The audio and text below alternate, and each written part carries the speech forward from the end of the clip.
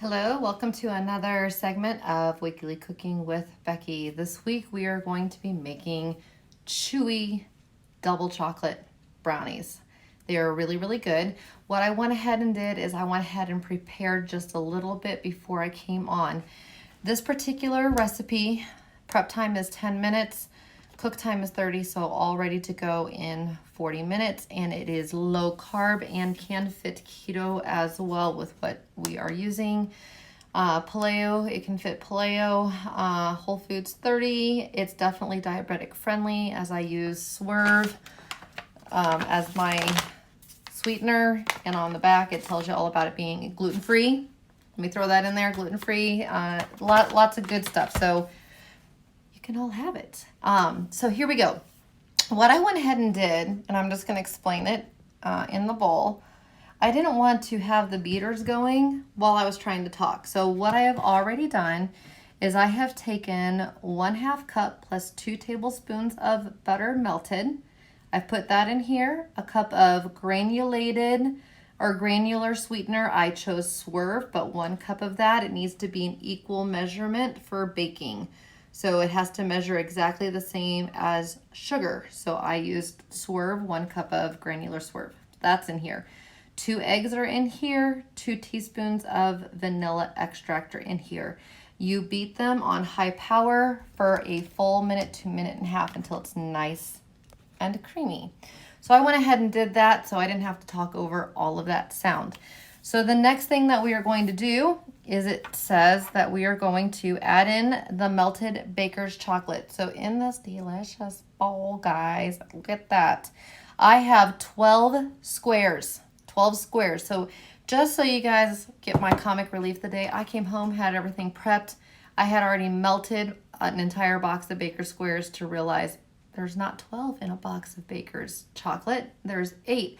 So I had to go and run and buy another thing of unsweetened chocolate just for you guys. So 12 squares, which is a package and a half. So if you're making this, don't buy 1 package of Baker's unsweetened chocolate, buy 2 and then save the other half and put it in the freezer for future baking. Make sure it is nice and melted. And at this point, we no longer use the beaters. It literally says rubber spatula, and we are literally just blending.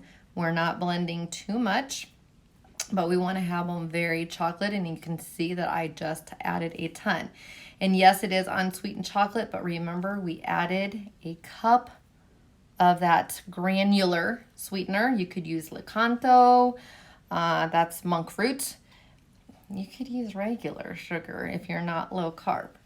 I won't tell anybody. But for keeping it keto, low carb, gluten-free, diabetic friendly, we're going Swerve. So I have 12 squares in here of Baker's chocolate, and I am to stir until just combined. So while I'm stirring, I sure hope you guys have had a very good week. I know it's midweek. This particular dessert only makes 9 bars because they make really big size bars. So I decided to do my cooking on a Wednesday so we could have them on Wednesday, Thursday, and Friday. So literally, that's it. That's the last of the yellow I see. I'm going to stop because they tell me not to overdo it. So at this time, I'm going to add in coconut flour. Now, this is not your almond flour, so you're going to use coconut flour. Do make sure you get it. Coconut flour you barely use, and because you use so little of it, even if you don't like coconut, you can't taste it. So if you love coconut, great. But if you don't like it, the amount that I'm using is not going to change the flavor, or I wouldn't be making these. So it is 2 tablespoons of coconut flour. And now you're learning a little bit about me and coconut. And that's it. 2 tablespoons of coconut flour. That's your entire flour base. That's also why it is still gluten friendly, because it's coconut. So I added that into there. And cocoa powder, yes, even more chocolate. Cocoa powder, unsweetened, 2 tablespoons as well. So we've got 12 squares. We just want to make sure these are just really chocolatey. So 2 tablespoons of the unsweetened baking powder, cocoa. I told you, I'm like having one of those days. The fact that I was prepped and ready to go and had to go buy more chocolate for you guys. All right, a half a teaspoon. You don't want it to rise much. We actually want it to only rise a little bit because we're keeping them chewy. So a half a teaspoon of gluten-free baking powder. By the way, when I bought this, I want to say it was like 2 cents more expensive than regular baking powder. So it really wasn't even a price difference to get the gluten-free baking powder, but you could use any baking powder. And a half a teaspoon of salt. Big key here. You can use regular salt, but I will always push for the pink Himalayan sea salt because it's got all of the natural minerals that are good for you, and it also has electrolytes. And regular salt, all that's been bleached out. So you need those electrolytes to keep moisture in your body. And most of the time people think that salt takes it away. Not this. So if I can get you guys to switch over to pink Himalayan, I've won. All right. So we have that in here, and all we're gonna do is just blend until melted, or mixed in, mixed in thoroughly. And once again, I don't want to over mix. So everything is just being mixed. Look at all that chocolatey goodness, guys. And by the way, I'm not done with this chocolatey goodness. Oh my land. So this was our family's, it was my husband and I's third day back with 100% students since the whole pandemic started, everybody back in person. And today was my daughter's first day. So this is kind of also why I chose to do this today, is we're all back in school, so a nice little snack. Now, a half a cup of semi-sweet chocolate chips. Please keep a low carb variety like Believe or Lily's. You could use dark chocolate if you wanted to, but you want it to be a sugar-free variety that uses stevia. We still want it to be all natural sweeteners, nothing artificial in our cooking. And just mix those in. And you'll see, look how thick that is. I don't know how well you can see that, but it is really thick, and it only had the 2 tablespoons. So hopefully you can see that. And it is literally just mixed. And no, like I don't know about you, but I want to keep mixing, but you don't want to keep mixing. So at this time, I forgot to tell you earlier, preheat your oven to 350. So, and then you take an 8x8 or a 9x9. 9x9, you're going to lower your cooking time, less surface area. Line it with parchment. That's a big key to our type of cooking because coconut flours and almond flours tend to stick more than your traditionals. And do go ahead and give it a good spray. So I have an 8x8 pan for myself, but just 9x9, just cut it down, I don't know, 4 to 5 minutes, and then go from there. I'd hate for you to burn chewy brownies. And it's so weird because it used to, I don't know, maybe I'm wrong, you can tell me. I want to say that it used to just always be 8x8, and now anymore, it's 8x8 or 9x9. And you gotta like figure out that conversion there when you're cooking. So, anywho, so I am just literally patting this down. I need to be right here where you can see me. I'm sorry. So I'm just patting this into all 4 corners and getting it nice and pressed out. It is a very thick dough, but it's going to make the most chewiest, delicious brownies. Okay, so at this time, I'm going to show you the pan. And we have everything all prepped out, pressed in there nice and neat into the 8x8. You will then cook it at 350 for, it says bake for 30 minutes.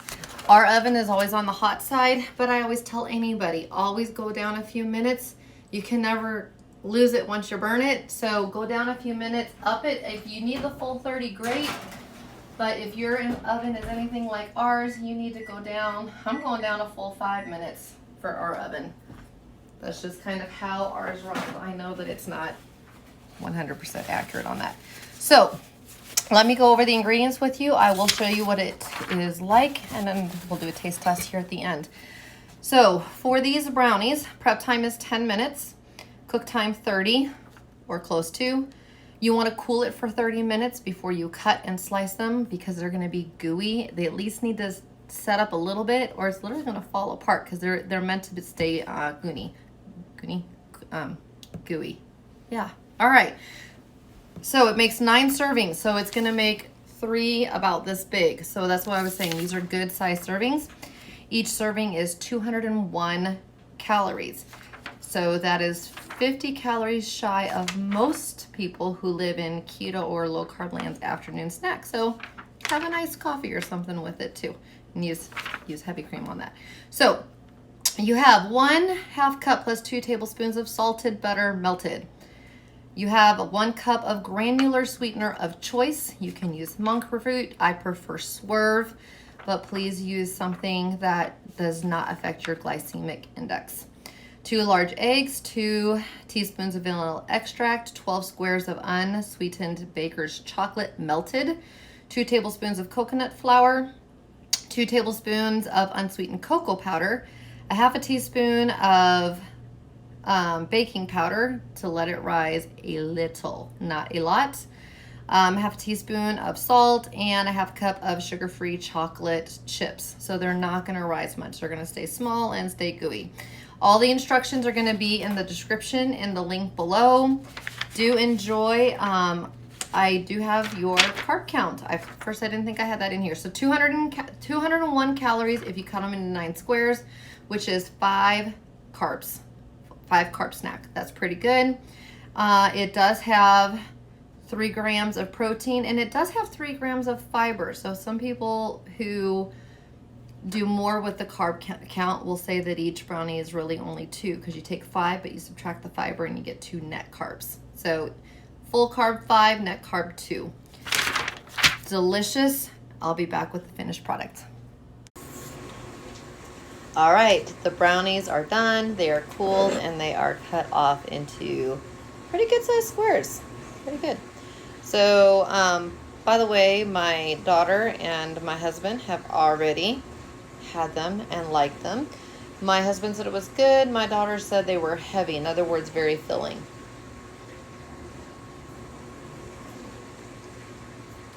And those are good. Those are definitely good. I think next time I'll reduce the cooking a little bit more because I want them to be really chewy. Just my tidbit to throw out to you guys. But they're good. I'm going to go enjoy myself a brownie. I hope you like this. I hope you'll make the recipe. The link will be in the description. All right. Thanks.